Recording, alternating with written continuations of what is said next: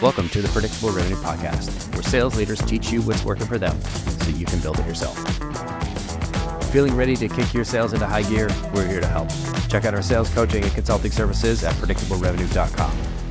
Welcome back to the Predictable Revenue Podcast. I'm your host, Colin Stewart. Today, I'm joined by two-time guest, Debra Senra, and we are going to talk about what proposals look like in 2024. Debra, welcome back to the show. Thank you. Thanks for having me again. I'm excited to have you back. I really enjoyed our conversation last time, which is almost a year ago, maybe a little bit more than a year ago. The takeaway I remember was if you wanted to be a CRO or get into a sales leadership position of any kind of meaningful sort, you needed to have experience running account management teams or customer success teams. Yes. It was a really interesting conversation because I hadn't thought about it. I'm also so old, I think of account management and CS as kind of the same thing because, I don't know, back in my day, you were hired as just generic salesperson and you were required to do all of those things. Yes, I remember those years fondly. I'm excited to have you back. If you want to check out that episode, I think it's about 50 ago, and I think we're probably around 360. So look somewhere around episode 310. But don't quote me on that. Math is not my strong suit. That's why we run a sales podcast. Before we jump into the topic today, which is proposals in 2024, I want to talk a little bit about how you got here, because we were talking about account management and customer success, and you had achieved the pinnacle by getting into that senior title. You've given it all up to kind of join the dark side, become a founder. Talk to me about the journey and how you got here. Yeah. Well, I never thought I would be anywhere near this journey. I actually thought I was going to be a judge and a lawyer my whole life. And that dream died recently. I kind of woke up and said, you know what? I don't think I'm going to be a judge and a lawyer anymore. Revenue is my passion. And I spent about 20 years building up a skill set that I think made for a really strong, well-rounded revenue leader. And per my last podcast, I'm very opinionated on what that means. And spending some time running the full revenue organization, what I realized was that I kind of adopted stepchildren in my role. So for the past 10 years, I've been running sales, account management, customer success, but I also have these random babies that fall under me, like customer support or revenue operations, or demand generation, or strategy, or operations. And I felt like I was ready to take the lessons I learned from those random babies that fell under me and put it to use by starting my own thing and trying to go from zero to something and use everything I've learned to build something great. Although recently I've realized very little of what I've learned is applicable right now. Definitely in a beginner's mindset, but I'm loving it and I'm really enjoying the dark side. That's awesome. I remember the early days of starting PR and thinking, because I came from sales, I didn't make it quite as high up the mountain as you did. I made it to kind of the base of the mountain as like an intermediate kind of, but I was good enough at closing. And I remember the first couple months, maybe a year, maybe 5-10 years of thinking like, wow, I felt like I was really good at that. I had been closing for like 10 years. And now I'm in this new thing and I do close, but it's like 5% of my job that I'm like not terrible at. And then the rest of it, I'm getting a failing grade. And just dealing with that on a day-to-day basis was a struggle. Yeah. I would say whenever I took on a new task or went to a new company, I definitely felt some beginner's mindset, but not nearly at the scale as I feel now. Though I will say, I think there's a reason why so many go-to-market leaders become CEOs is that even the non-revenue generation parts of the job are 100% selling.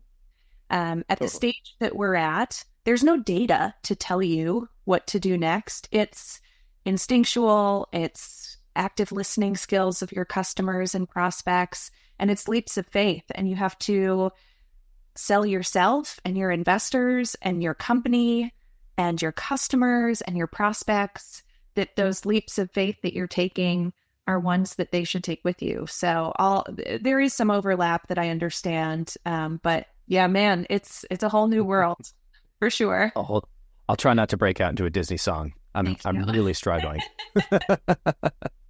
Also can't sing worth anything. So what attracted you? And we're going to talk about kind of the problem space you're focusing on. We're going to try and keep this as attached to the problem space and less to the product as we can. So listeners, we're not going to try and turn it into one big Debra Senra ad. But you have spent a bunch of time thinking about proposals. I'm curious, why, of all the things that you could get into in sales, you were like, you know what? I love putting together paper.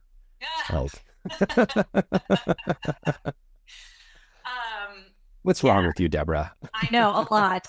This is a window into my soul. No, the reason I started Hyphenate and tackled this part of the process is that there is so much art and skill required to put together an amazing proposal. And yet the work, the time-consuming piece of that, the place where when I was doing it, where I spent the bulk of my hours, was not in that creative, thought-provoking, critical thinking space. That was the most important part of the work that I did. But the most time-consuming part was pen on paper. And with advances in generative AI and also a changing market landscape, anybody who is selling right now knows the world is very different than it was 3 years ago. I just saw an opportunity to create a product that helps people lean into the part of the process that is uniquely human and that helps you win deals by taking some of the other stuff off of your plate. And that's always been important to me. But in this selling environment, I just felt like I could do some real good and help people. And that's what I want to do. That's awesome. It felt like, and not to kind of pander to the, what you're doing, but it does feel like sales development started off as like sales development tech 10 years ago, 12 years ago was like templates. Mm-hmm. And proposal tech kind of followed. And you got your custom variables and this and that. And then sales development tech has been, AI personalization for the last year or two. I haven't seen as much of that, or frankly, any of that from the current vendors that we're using. So it does kind of check with like, okay, I could see how this is catching up. Help me understand the piece, the gap there in why would I, if this is such an important and personal thing, why would I want to trust AI to that? Oh my God, I love this question. Well, my first answer is you shouldn't. You shouldn't trust AI to doing it. You should take a cyborg approach to AI when it comes to proposals. And there was a recent study came out where it was about 800 Boston Consulting Group consultants participated. Half of them were given AI, the other half were not, as kind of a control group. And they tested things like productivity, the number of tasks that you can get done, the quality of tasks that you do. And in that article, strong recommend read for anybody who is interested in AI. They talk about two ways to use AI, the cyborg or the centaur way. And the centaur, if you think like half horse, half man, is half person, is I divide my tasks across the ones that I as the human do and the ones that AI does. And you take these AI and I take these, and there's some things that AI is really good at, and I'm only going to give AI those tasks and everything if you take that approach, especially in this market, you should not be giving your proposals to AI. Especially, I focus on the professional services space, where your proposal is your IP. That is not something you want to outsource to AI. But I do believe with things like writing and proposals, a cyborg approach is the winning approach, where you partner with AI and you collaborate with AI to become more efficient and to find the time and space to open up your own human brain tunnels to pushing the boundaries on what quality looks like. And there are ways to do that with AI, whether it's with our product or ChatGPT or any other AI products out there. But it requires a human being to maintain a high degree of critical thinking, a high degree of engagement, and a high degree of ownership over the solution that is being presented to the client. And AI is there to help move the needle on what good looks like, but it's not going to do the work for you, nor should it. Mm-hmm. It's interesting. I just handed in the manuscript for the shitty first draft of the book that I'm writing last week. And when I first set out, everybody was like, oh, you should have AI write it and have this and that. And I was skeptical because I've been playing with ChatGPT since early days, not super early days, but, since pretty much since ChatGPT came out, we've been using it as part of our sales development stuff. So I had a good feel for what it was good at and what it wasn't good at. And what it wasn't good at was content generation around like specific ideas. I could have it talk generically, and it certainly got better with GPT 4.0. But when I was trying to get it to write content for this book, it was just awful. And I would end up spending more time with rewriting this, I spent more time rewriting the junk than if I would have just started with a blank page and gone from there. And I know there's iterations in between, but that was my experience, and it kind of turned me off GPT for writing, period, I guess. Am I wrong here? No. We actually recently conducted a market research study to understand the state of the proposal and state of the proposal writer. And we surveyed over 500 proposal writers to ask about their process and specifically how they use AI. And 48% said they were hesitant to use AI tools because it didn't sound like them. It wasn't in their voice. And if you think about it, this is a big if. Even if I get the content right, if it doesn't sound like me, I spend more time turning it into my voice than if I just were to write the thing in the first place. And so it is about finding those spaces where you can use AI to make you better and more efficient, better quality, faster, as opposed to I'm going to get myself a starting point that actually takes me 2 steps backwards.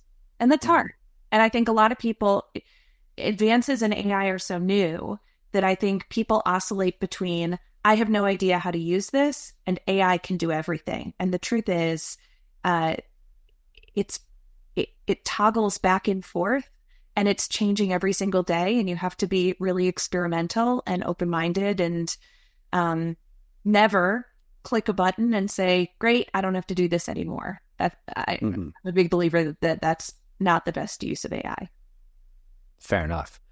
In 2024, what are some of the things, some of the jobs to be done that you're seeing AI can be helpful at identifying or solving? I think processing, analyzing a large swath of data. So one use occasion that we use is we use our own AI pipeline. When a customer comes on board, they give us a bunch of their old historic proposals. And I could read every single one of the 30 proposals that you give me and try to come up with some themes that I'm seeing or analyze those documents, but that's really hard. AI does a pretty good job of that. So across these 30 proposals, what are the themes that you're seeing? We built a narrative arc tool where we can look at your proposal and reflect back. What is the narrative arc? What is your style of telling stories?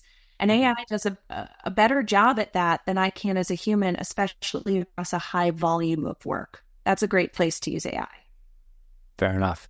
I might give that a try. I'm surrounded by Post-it notes. You can't see them, but I have Post-it notes all over this wall because I'm trying to map out the narrative arc for the book. I've submitted it to editing, and now I'm trying to do my own editing. I don't like sitting and waiting for anybody else to do work. I think it's one of the things that bugs me about GPT is you have to watch it type. It is neat to see the Doogie Howser effect of it writing as you go. I feel like it should play the music if it's going to do that though. But I don't know. I think there's value in me doing some of that work, but I could see your point around helping understand and see where the gaps are. Yeah. And I think this is, it's a good, I'm totally stealing this. It really sung to me, this research study that was published, this idea of the cyborg user, that I'm not saying I'm not going to do that analysis myself, but my hope is if AI is a good collaborative partner, It can reinforce some of the themes that I'm seeing, help me refine some of the themes that I'm seeing, and help me see things that I haven't picked up on. That I think is a great cyborg use occasion for AI. I love it. I want to move to proposals in terms of, we're going to talk about what we're seeing in proposals now, but I wanted to start with a couple of years ago. How does now and 5 years ago, 3 years ago kind of compare? Like, what are the differences? Yeah. Well, I mean, it started in, gosh, if I'm honest, probably late 2020, 2021. It just felt like the world wanted to buy a bunch of stuff. And so the proposal might have been a part in my process, but people were selling things, big, high-priced things, with very little time and attention spent on that proposal. I'm going to ask everybody who has written a proposal to think back to 2021, 2022. And my guess is you sent a proposal out with the wrong customer name in it. And you still probably won the deal. Maybe there were details in professional services of the project that you didn't clearly articulate. Or maybe, and this I actually still see, you sent a proposal that jumped straight into your business and your services, and there was no mention of your customer and what their needs were and what their pain points were. And that was fine, because the sales process, by the time you got to that step, the sales process was pretty far along in the process. I just don't think that's the case now. People are tightening the purse strings. It is, ask any seller, it is harder to close a deal today than it was a couple years ago. Every detail matters. Every step in the process matters. And because purse strings are tightening, chances are when you get to the proposal phase, you are doing it alongside other companies. And so there are two things that really matter: speed and quality, in a way that just wasn't true when money was flowing and deals were closing left and right. That's not where we are today. I've heard, there's less demand and customers are taking a longer time to make a decision. And I think the piece that clicked for me was, we used to send proposals and you would see that people would sign them and their time on the page would be 7 seconds. Open, scroll, sign. As deals have gotten longer, the piece that just clicked was, where are they going to spend their time? And they're going to spend probably not all of the time in the proposal, but certainly they're going to spend more than 7 seconds. It's more than just a signature block holder. It's somewhere they're going to actually read everything now. I was lucky enough to be a seller during the 2008 to 2010 recession. And it feels there are themes today that are similar to back then, which is chances are, before somebody puts a signature on that page, someone that you don't even know exists is looking at it. And we all want to be the one that is describing what it is a company that you're selling to is buying. We want to be in control. The second you push send on a piece of paper, especially in this environment, you don't get that piece of paper is what's in control. You're not in the room. There are people looking at it that you've never met. And so you have to be really careful about what's in there, and not just how you're positioning the product or service, but you as a company and you as a partner. That's another really important piece to winning deals these days, that always existed. I don't want to say that this wasn't an issue in 2021, 2022, but it's just amplified right now. I took a breath there. I was selling into construction in 2008 and everything went away. Deals that had been closed, that we had built showrooms for, suddenly not happening. Okay. All right. I guess You twitch, the PTSD from that time. Oh yeah. Big time. Yeah. But story for a different day. So what else are you seeing that's kind of changed compared to, 2021, the golden days when everybody had unlimited budgets and unlimited appetites? I think there's two things that are in tension with each other that I'm seeing right now, which is quality under time constraint. So it is a more competitive environment. There's more scrutiny on dollars that are spent.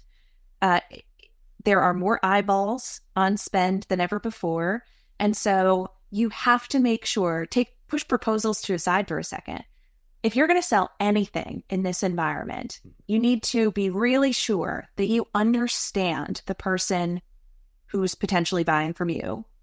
What do they need? What are their goals? What are they trying to accomplish? And you need to understand that even if they don't know how to explain it to you, which is really common. They might be so in the thick of it that they can't clearly articulate their need, and you need to be able to see the forest through the trees and reflect back. This is what you're trying to accomplish by engaging with my company. And then you need to be really clear about how your product or your service solves that underlying need. And there is no room for fluff. You can't just throw something in because it's cool. Every single point you make has to tie back to the customer's need. And that type of quality, I'm going to call it solutioning, not even in writing a proposal, but that type of quality solutioning takes time. Yet, your buyers don't have patience. So Forbes had an article recently that said 50% of buyers consider speed as important as price. And what was one of the other... customers are less likely to buy from you if they have the impression that you are not delivering answers to them in a time frame that they expect, which sometimes you don't know exists. So when it comes to the proposal space and professional services, the survey we ran, the average company spends 14.5 hours across 6 days writing their proposal. And that's the average. So if you're listening to this and you're like, it's taking me 8 days to turn around a proposal, chances are you're on the wrong side of the coin for speed to delivery, which is important even if you are the highest quality service. And that Forbes article, when you said speed, you mean speed to getting the proposal, not necessarily speed of delivery. Exactly. It's more than just the proposal. It's not delivery, but it's responsiveness. Speed of providing an answer to the question that they had. It's this expectation that I, as the buyer, am expecting you to respond to me and give me information in a timely manner, which includes the proposal. But it's more than that. I come from the SaaS space. How many times have you seen a seller get the question, how much does this cost? And they say, well, we need to have 3 more follow-up calls before I can give you a price on that. There's no patience for that anymore. Yeah, it's the worst. So it's all... You mean there was patience for that in the first place? Yeah, and this idea that I need to turn around a solution very quickly, but it has to be the highest quality solution that I've produced in a while that will differentiate me in my business. Those two things are fundamentally not aligned. And so balancing those two things at the same time, you need to, but by no means is it easy. This is interesting. It's making me rethink kind of our proposal process. We use one of the templated providers of proposals, and we have an area where I'd say we used to do a whole lot more personalization of the template. You would write the kind of message from the AE and do a little bit of like, this is what we talked about, this is how it ties. I think we've moved away from that. It seemed like we went through a phase last year, maybe in the last 12 months, where people were really like engineering for speed. Like, we need these numbers now. We're trying to make a quick decision. But it's definitely, even as it was slowing down, they were demanding more responsiveness. We want it now, but we're going to take twice as long to make that call. And so I think we went the opposite direction, and we said, okay, well, let's engineer for speed and getting them the proposal as quickly as possible. We're not trying to hide the numbers or anything like that.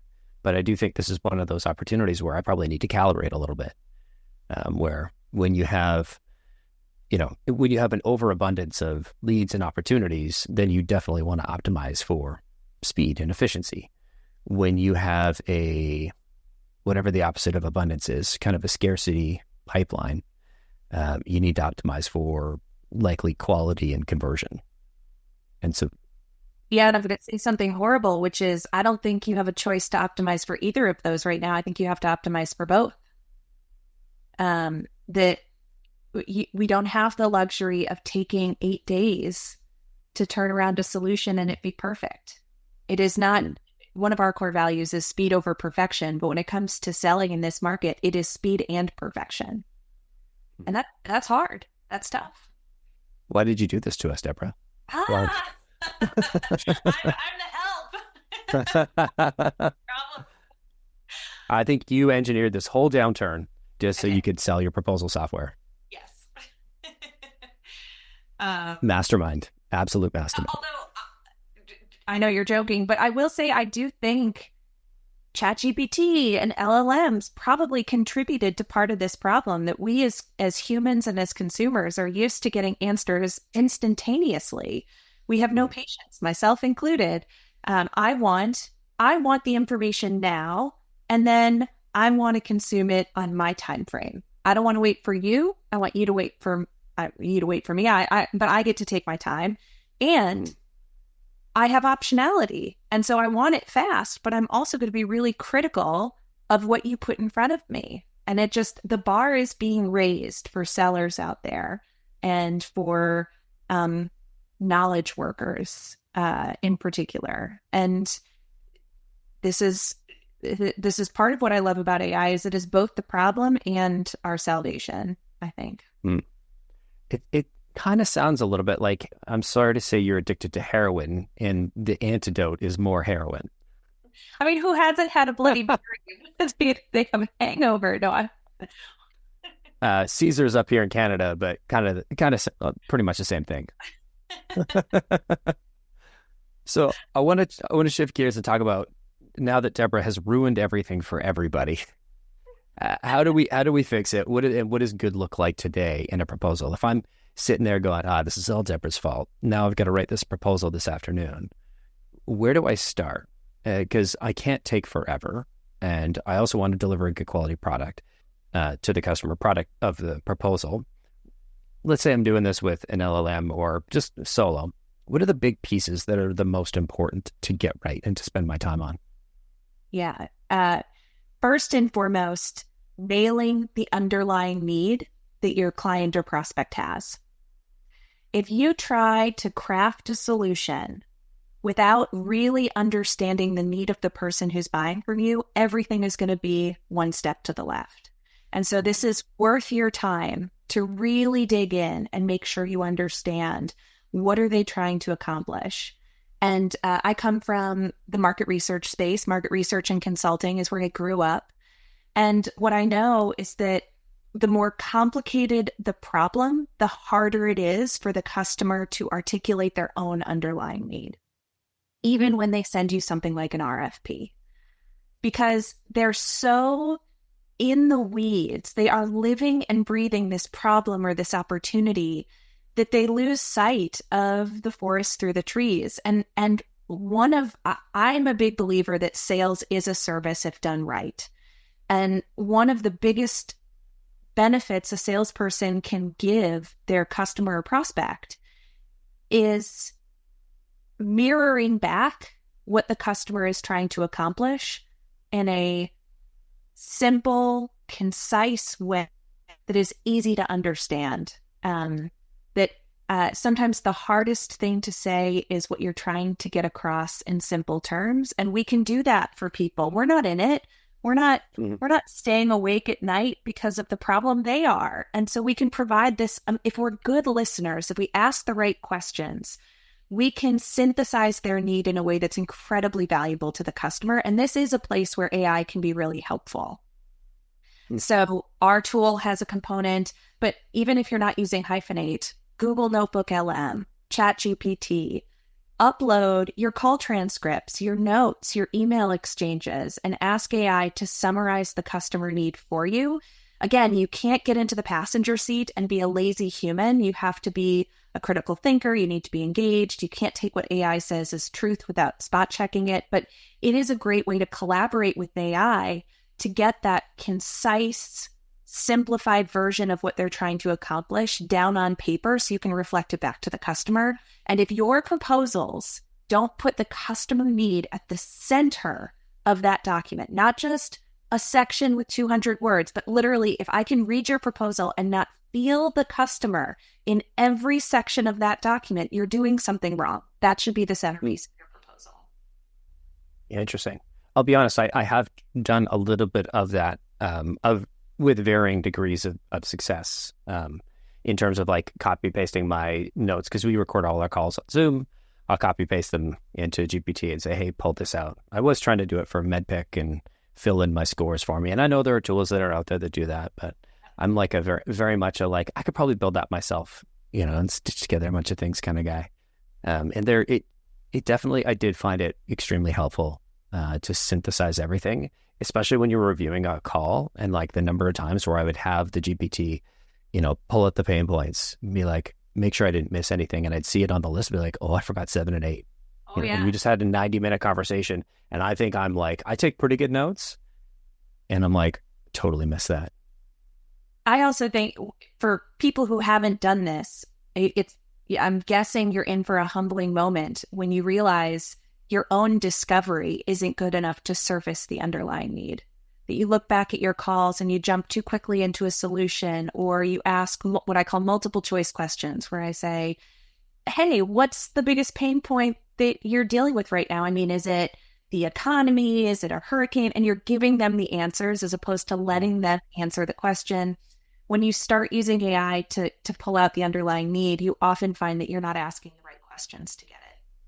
Which I think is one of the biggest dangers of using a tool for this, because you could go, like you said, one step to the left. I love Chris Beal, Connect and Sell, the power dialer folks. He always said, throwing Connect and Sell on top of an subpar SDR was like scaling up suck. And Yeah. I think this is exactly the same thing that you could do, where if you're not running a really, really strong discovery process and getting to that deep understanding of their underlying needs, everything is for naught. Yeah. And I think people now are kind of getting off the proposal topic, but I think it's important. I think people overcomplicate this, that actually the heart of this is it's so simple that it's hard to do. This isn't a 20-question discovery session. I think for the most part, if you ask somebody, what's hard about that? Why is that important? I used to, when I was a seller, I had, why is that important taped to my computer? Because I'm a talker. I like to hear my own voice. And I found that as soon as somebody said something that resonated with me, I would jump into sentence mode. And the amount that I learned when I just held myself back and forced myself to ask, why is that important? It took the conversation in a totally different direction. So I think every company could think of, what are the 3 questions your seller should be asking to surface the real underlying need? It's not going to be perfect, but that'll get you pretty far. I had a similar Post-it note that was had some more colorful language in it. STFU. Yeah. And it sat right about here for a very long time. And that was for both my sales calls and for my internal meetings where I was running one-on-ones and other things like that. Yeah. So if we come back to proposals and what good looks like, the first step is nailing that underlying need, which obviously is reliant on a strong sales process. And that's topics for another day. So if we nail the underlying need, is that all? Here's what you need, $75. I mean, hopefully more than that, but Yes. No, it is nail the underlying need, communicate it back in a way that makes your customer feel heard and understood, because that's the first step to building trust. And then you need to show them the path forward and make it clear so that I, as a buyer, understand how you're going to get me to that need. And I believe that you can get me there. It's a little bit easier when you're selling a product that your buyer can touch, feel, or trial. There, a little bit of the pressure is let out because they can build credibility for themselves. But especially if you're working for a company where the service is the product, there is no trial, your solution, your proposal, your SOW, your pitch deck, whatever it is that's communicating what you're going to do to get them what they need, it needs to tell a story that they can follow along and that they believe in. And so you need to be very clear about what you're going to do to help make that underlying need, to help solve for that underlying need or help them get the opportunity that they're trying to get. What I see in a lot of proposals is before the person has clearly outlined, how am I going to solve this need for you? They start putting in bios of team members or information about practice areas or product descriptions. And I understand what they're trying to do. They're trying to establish credibility. They're trying to lay the groundwork that we're a company that you can trust, but they're not tying it back to the need of the customer in a clear enough way. And so it feels like fluff. When I get a proposal and I see that, that's the stuff that I skip over. And if you're doing it to establish credibility, me skipping over that part is the worst thing I can do. And so when you think about how am I going to solve this customer's problem? How am I going to give them what they need? That should be as clear and as simple as possible. And then the credibility builders can be built alongside that solution, but never at the cost of losing your listener in the clear path forward for them. So a bio, if I'm a strategy consulting firm, absolutely the bio of the person who's going to be working on the project is important. You're essentially paying for their expertise. So I would never say don't put that in a proposal, but make a direct link for the buyer on how that bio helps solve their problem. So it shouldn't be the second page then? It could be, but as long as it's tied to that issue, that I should have to read every word in that proposal to get to the destination that you're trying to get me to. I think, as you say that, I think that's one thing that I don't think I expect users, potential buyers to do, is to read every single word of the proposal.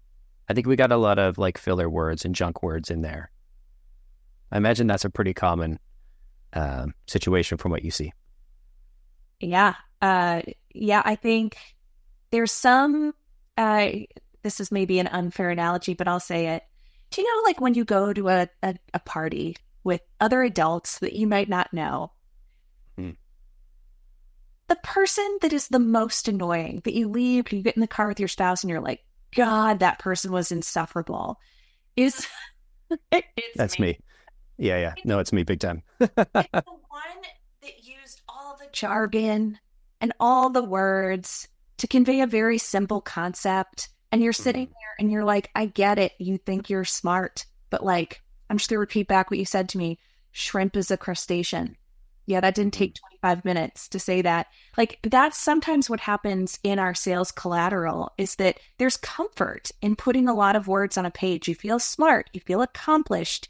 You feel like you're bolstering yourself up and your company and your service. And the truth is, if I can sell you with 5 words, that's powerful. That is really powerful. And so actually, a lot of the users of our platform use it to try to get the point across in as concise a way as possible so that every word feels important. But again, that tension exists. It is, for people like me, it is harder and more time consuming to be brief than it is to be verbose. Mm-hmm. What's I can't remember who's attributed to saying it or even the exact words of the quote, but I'm sorry this letter was so long. I didn't have time to write a shorter one. Yeah. Pretty sure it was like a dead president or something. Somebody really smart from America's history. Have you ever come across Patrick E. McLean? He wrote the Killer Word presentation. No. It's this idea, but in a hilarious PDF. I'll shoot it to you. I'll also throw it in the show notes for anybody who's curious. And if you're interested in Patrick, I had him on the show years ago. I can't remember the episode name. I'm happy I remembered his name, but I'll throw a link to the show notes, or a link to it in the show notes. It's fantastic. There's a great slide share out there. Even if you just search for Killer Word, it's probably the first thing that comes up. So if I bring us back to what does good look like, we first want to nail the underlying need. And I guess this is in no particular order when I'm thinking in the proposal. I was thinking in my head, these are all the things, but is this the order? No, this is actually, now I'm going to get super nerdy, but we did a ton of analysis over what we call narrative arcs. So the style in which companies tell their story. And there is no right way to tell the story. Some of our customers lead with the problem and then they go into their solution. Others weave the problem throughout the solution. Still others lead with like a strong punch of challenger sale. I'm going to teach you something you don't know, and then get into the problem that the customer is having. All of them are very powerful. So there's no one equation, not even within a single industry, of how to structure a proposal. I think the key is to be conscious of your narrative arc and to be in control of it. Is there a wrong way to do it? Did you find? The way I'm using the word narrative arc, I don't think there's a wrong way. I think there's wrong applications to every narrative arc. Can you give me an example? Yeah. There is an argument to be made that reinforcing your point is a value add. I think as a parent, this rings true. They say you often have to repeat yourself 7 times to get somebody to hear what you're saying. So reinforcing a point in a proposal, I think, could be a strong element of a narrative arc. But repeating yourself can start to come across as patronizing. So there's a difference between reinforcing a point and being repetitive. And it's nuanced, but it's kind of like I have a narrative arc, but I'm applying it in a way that's counterproductive. Right. Okay. So you wanted to move the story forward as opposed to just rephrasing. It kind of reminds me of Carl Jung's King, Warrior, Lover, Magician. And they were like the 4 archetypes, and then every archetype had like a shadow archetype. So like the king's negative archetype was something, and it was like the same qualities applied in the wrong way made you an asshole. Yeah. This is a total, I'm very, very high level, directionally correct, but probably exactly wrong if anybody's actually read the book recently. I read it like in college, I think. Yeah. But it's like it applied the right way, this is a good thing. If you apply it, if you over apply it, or if you don't kind of thread that needle, it could come across as a negative. And this is where I think consciousness is really important. And I would venture to guess that the majority of companies are not consciously aware of the narrative arc their team is using in their proposals. I would venture to guess that there is not a narrative arc that the company is using. They're delegating that to individuals, and individuals are moving forward without a conscious strategy. And so everybody has them. Everybody has a way that they tell a story in a document or in a podcast. It's just, are you aware of the way that you're doing it? And awareness then helps you make sure you're not doing it wrong, even if the framework is right. Mm-hmm. Which, this is a plug for a service, not for our product. We actually, on our website, you can upload a proposal and we will send back a narrative arc analysis. If you are unaware of the kind of narrative arc you have, we'll do that for you. It's not something we charge for. You get it in a day, and it helps you better understand what is the narrative arc that I'm using. We came up with 4 common archetypes we see across proposals. And so we put you into one of those categories and we tell you where you're strong and where you have room to improve. Amazing. Where could I find that on your website? It is under our resources section at hyphenate.ai. Perfect. I see State of the Proposal Writer, access your free narrative arc assessment. I just needed to click a button. I will throw a link here. If I upload mine, do you promise not to send back a laughing Elmo gif? Nope, I don't. That's what you get. This is just my ploy to make everybody's lives a little worse when all you get back is a weird laughing gif. Like, this is terrible. This is actually the worst proposal we've ever seen.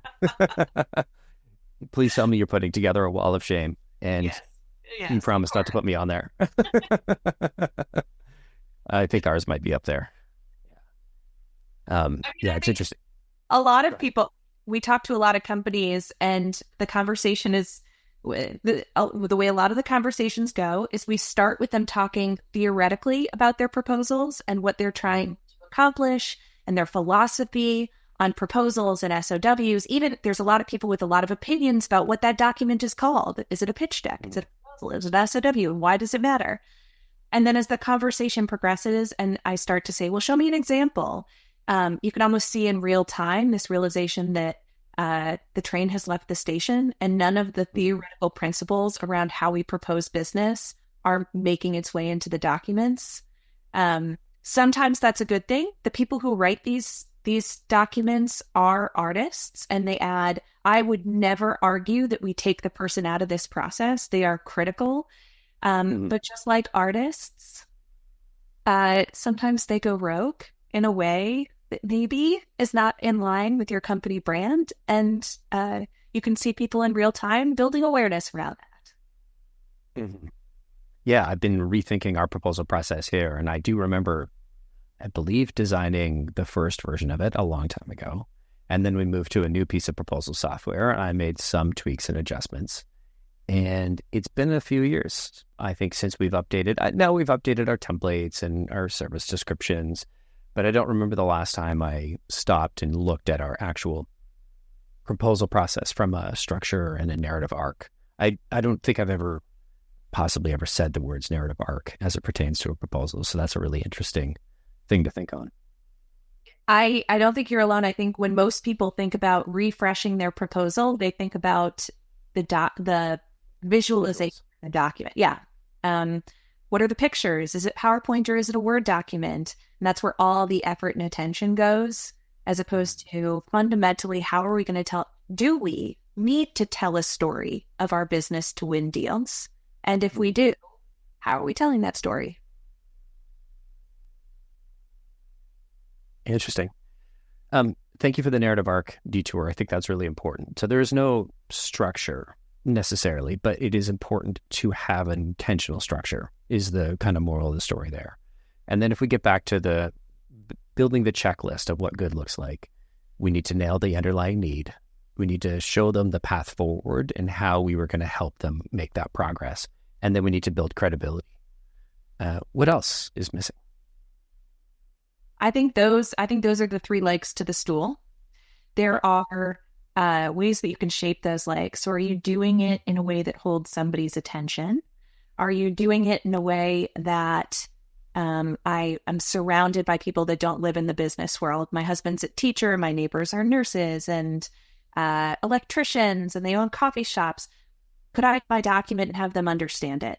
And if the answer to that is no, that's a flaw, not a feature. So those types of things I think are really important. But those three legs, if you nail the three legs of the stool that you just mentioned, I think you're doing better than a lot of companies out there. Amazing. So nail the three legs, have an intentional narrative arc, and then you'll win more business or it'll be faster. I guess, what's the impact that you've seen this have on companies? So I think intentionality does help you win more business, but I would never say if you're intentional, you're going to double your win rate, because maybe not. But what you can do, if you're intentional, if you understand the components of not just your product or your solution, but how you're talking about your product and your solution, you can start to test alternatives to drive your win rate up. When you have 10 people writing proposals and they're all talking about the same service in 10 different ways, it's really hard to understand, okay, if we made this section a little bit more concise, if we flipped our narrative arc, what would that do for our win rate? That's an impossible task when you have such a range. And you also, to be fair, you also can't go to the other extreme and have marketing write a proposal that everybody sets out as a template. That doesn't work either. So you need to have intentionality and what I call bumper lanes on how you structure your proposals so that you can start to understand, how does this document, which is the most critical document I'm going to put out there to help me sell my business, how does this document need to change to help increase my win rate? How can I cut 20 minutes off the amount of time it takes me to generate this so I can beat one competitor in time to delivery of that solution? Those, I think, if you can start doing those things, yes, you will win more deals. I could definitely see that being I couldn't see it at the beginning of the episode, but the speed at which you get back to a customer, right? Like, if chances are your customer or your prospect is going to have a number of these conversations with a bunch of different vendors in the same week, possibly even in the same day. Like, I've had them go back to back before, and I'm like, oh, so you're talking to Jay next? Okay, great. Yeah, say hi to Kevin for me. Like,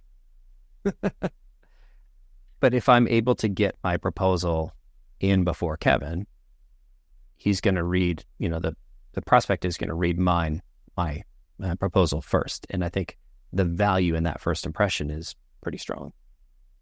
I think so. And I think the way where my mind goes is there's a slight difference if you're selling a commodity or a hard good versus a service. With a service, chances are, let's say you're a strategy consultant selling an AI governance project. Your approach to that project is likely going to be different than your competitors. And so it's not an apples to apples comparison. And by responding to your customer in a timely manner, you can kind of set the bar of what is the right, you essentially frame what the solution looks like if you're the first vendor into the mind of your customer. And then everybody else has to prove that their approach is better. So it's a good place to be.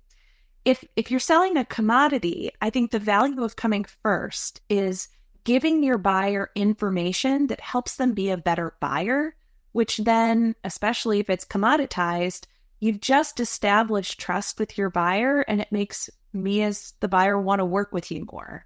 So the example I have is I recently bought compliance software. We're working towards our SOC 2 compliance. Very exciting. Very sexy, very exciting. And there are a lot of vendors out there that give you software to help you do that. They're all very similar. We ended up choosing the vendor who, when proposing their services and when presenting their solution, also gave us information on what to look for in a solution and educated us on the market. And I got that. And it wasn't first, but it wasn't last. I was able to look at it and go back to other vendors and use it to pressure test the other vendors to understand where they fit in this landscape that this vendor had defined for me. It was incredibly valuable. And ultimately, the vendor that I selected didn't have significantly more features. They didn't win in any category, but it felt like they were the true leader in the field because they taught me how to buy from them. And if they had come in 7 days later with that, it wouldn't have mattered. I already would have moved forward with somebody else. So that's a interesting in time thing. I know I keep coming back to it. I'm sorry. Because, it is a signal that, we're willing to not just put the work in here. It's leading off with a great first impression. If we put the work into our sales process, imagine what the implementation process is going to be like. And if I've templated my entire sales process, I'm going to assume that the rest of the process is going to be like that, even if that's not necessarily the case. But that's what sales and marketing, our job is to create a good first impression and kind of set the expectations for how this thing's going to go. Yeah, I think that's right. Interesting. It kind of comes back to your earlier idea that sales is a service. So why don't we charge for it? Hopefully you do. It's reflected in your price. I also, this is where I get a little warm and fuzzy. I think that's the fun part of sales, is helping. If you're not helping, why are you doing it? And of course, I love money. That was my favorite part of being a good salesperson, was my commission checks. I loved that. But you can make a lot of money doing a lot of things. I think if you're trying to make a lot of money in sales and you don't care about helping people, your time in sales is going to be very short and you're probably not going to be very successful. So those commission checks are pretty hollow too. Yeah. And if I think back on the most successful sellers I've worked with or worked alongside, they helped people. And I think it's why they were good at what they did. So I love that. Thank you, Debra. I know we've danced around Hyphenate a little bit. I'd love to help me learn a little bit about Hyphenate and what it is you all are working on. Sure. Yeah, Hyphenate is enterprise software. It is powered by generative AI to help professional services companies write these documents, whether it's proposals or SOWs, better and faster. So I won't bore you with the details of the AI. It's a multi-agent AI model that helps, that understands your business, it understands your opportunity, and it understands your voice. So with a click of a button, you can get to around 70 to 80% of the way complete on your document. And then we provide, I call it the artist's palette, but an artist's palette to help the human being modify what the AI generates to take it from 70% to 100%. And 100% is a higher bar than if you weren't using our product. I love it. Where can people find out more? Hyphenate.ai or me on LinkedIn. Awesome. I'll throw your LinkedIn up there as well. And if you want to make it on Hyphenate's Wall of Shame, check out the, I'm kidding. There's no Wall of Shame. Check out the link in the show notes to get your free narrative arc assessment. Debra, thank you so much for coming back on the show. It's always a pleasure to have a chance to have a conversation with you. Likewise. Thanks so much. Thank you. Thanks to all y'all for listening, and we'll see you all next week.